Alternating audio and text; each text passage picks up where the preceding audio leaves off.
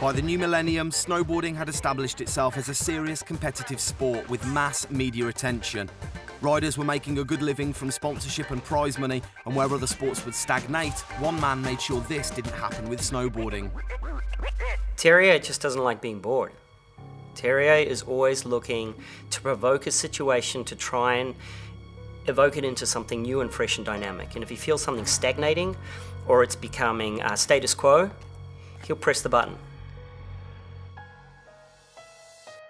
One of the reasons why I started doing the Arctic Challenge was because it was really frustrating. When we went to events, the people who organized them they didn't know how to push the progression. You know, we start experimenting with bigger jumps, transitions, and different formats. The Arctic Challenge was to become the benchmark for event progression, and amongst the many stars invited to Norway was a 14-year-old by the name of Shaun White. Oh, look at that! But here you got skating, you know, surfing, whatever.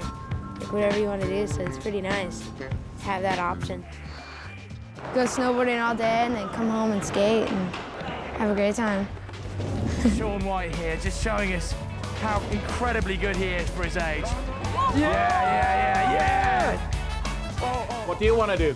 Should we do the first session, the 1.5 hour, and pick out some guys to the Vagle session, or do you need more training?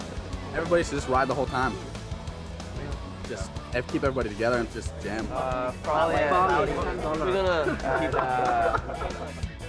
For the first time, the event format truly was in the hands of the riders. The playground of Lofton didn't fail to provide. Terje won the halfpipe and the highest air, with Roman Demarchi winning the overall quarterpipe.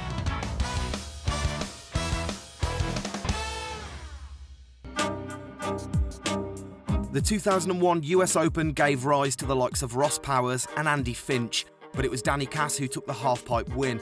It was to be his first of 4 over the coming years and won him a ticket to ride at Norway's Arctic Challenge. The most important thing for having an event or competing, you know, like if you have a good course, a good elements to ride on, the level's going to rise and you're going to see better riding. Some of that better riding was to be provided by Terje Haakonsen himself, but his record for the quarterpipe's highest air set the previous year was to be blown out of the water. The crowd watched in anticipation as the young Heikki Saucer hit the quarterpipe. He was a man on a mission and sent it into space. By the time he came down, the judges calculated he had smashed the world record, flying an incredible 9.35 metres out of the pipe. This record would stand for 5 years. The halfpipe also had a shake-up, with Danny Cass and Terje being tipped to the top by the young Shaun White, who was quickly growing in stature and ability.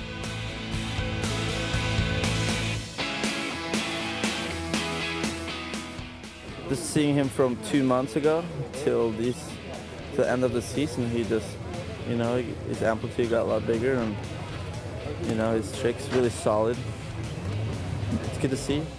The Arctic Challenge was a huge success, but it was a standalone event and there was no cohesion for the riders. The sport actually developed in 1,000 different directions, and it was like tons of events like everywhere, and we all met together as a group, and we founded this thing called the Ticket to Ride, where actually everyone could win a ticket to go to the Arctic Challenge. That's how we actually connected all the events together. We had like Air&Style, Tokyo X-Trail Jam, European Open, Burton, US Open, all these events. But the concept was that the winners of these really well-established, high prestige, respected snowboard events would generate their winner into the Arctic Challenge, which would not be the final of the tour. It was simply the finale of the tour. One of these events generating a winner was the Air&Style, and in December of 2002 it saw the first ever 12-16 competition, earning Marc-Andre Tart a 3rd place. Shaun White took the 2nd at his Air&Style debut, and the win went to Germany's David Benedict.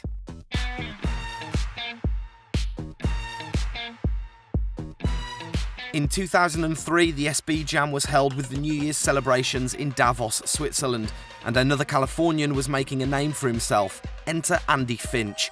He and Travis Rice would dominate the airways for the coming 3 years. everyone was just sessioning it and having such a blast and cheering everyone on. I mean, so many guys rode so good here tonight. It was awesome. Slopestyle courses were getting bigger and jibbing was on the up. Finland's Jussi Haakonsen proved his all-round skills by taking the Burton European title in 2003. Slopestyle competitions gained popularity with Markku Koski winning the 2003 Quicksilver Slopestyle Pro. With Saucer, Haakonsen and Koski, the first wave of Finnish superstars, ruled the contests.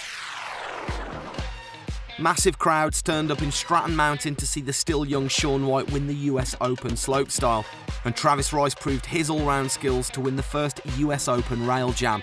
The two Americans won TTR tickets and headed to the Arctic Challenge. They dominated the 2003 competition in Norway, with Travis winning the quarter pipe, a very popular competition format at that time.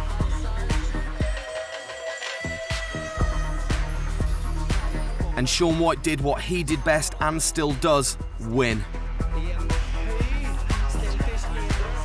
He took the slopestyle and halfpipe best trick titles and was on the way to becoming snowboarding's next superstar. The following year, the TTR continued to grow, incorporating the smaller and junior events into the series, creating a 1 to 6 star tier system.